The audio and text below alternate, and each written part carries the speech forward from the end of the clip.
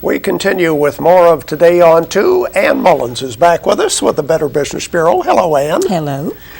Well, more scams. More scams. Matter of fact, this one's a real costly one we're going to talk about today. It certainly is, and it's kind of a spin on the old scam of the paving scam. Yeah. And it's happened in Morgan County that we've had reports from, which means these people could be moving into our area. So we just wanted to kind of put the word out there so that you would be very cautious about it. But what they do is they come up to your house and they want to put some sealant on your driveway. And they offer to do it for just the cost of the sealant and no labor cost, which, number one, should be a red flag, because Right. who's going to work without a labor cost unless they highly inflate the cost of the product, which is what they did. But when they put the sealant down, and she didn't get a contract. She kind of asked them, but they were very slick talkers and got her to do this without getting a contract of even saying how much it was going to be per gallon of what they used or anything. So when they got through and they presented her a bill for like $900 and something, she questioned them and they told her, it took so many gallons of this, more than what they had thought. So she went ahead and paid them with a check. Then they called her back and told her that they had overcharged her, and that so they come back to her house to get another check for like $800 and something. They had overcharged her $100, and told her that they were going to tear up the check, which they did, tear up a check in front of her, a check. But she did not get it. She did not make them give it to her to make sure it was hers or anything, and she wrote them another check for $800 and something. And then later she finds out they had cashed both of the checks.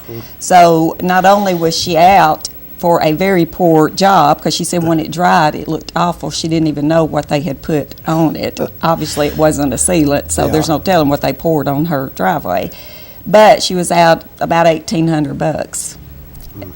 But she had made the check out to them and given it to them. Right. So legally they could go cash that check. Yes. And which they did. So, number one, you just always need to know who you're dealing with. You need to never especially if somebody just comes up to your door, you don't have a clue who they are, what kind of business it is.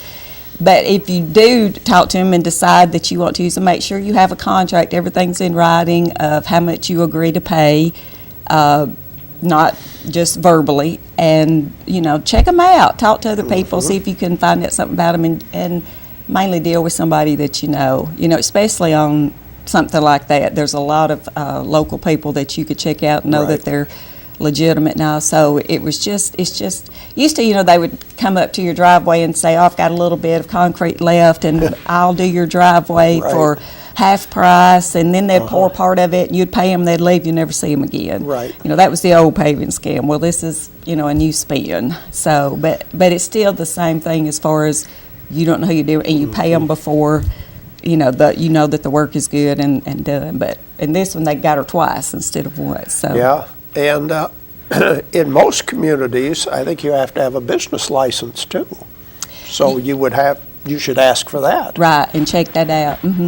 Unfortunately, the last time I asked about door-to-door salesmen, because I have heard too in our area that there'd been a few men coming up and knocking on the door, or actually around in my area, trying to sell, I don't remember if it was mops or something ridiculous, but they just come up knocking and very sketchy, and it scared the people, and they did call the police.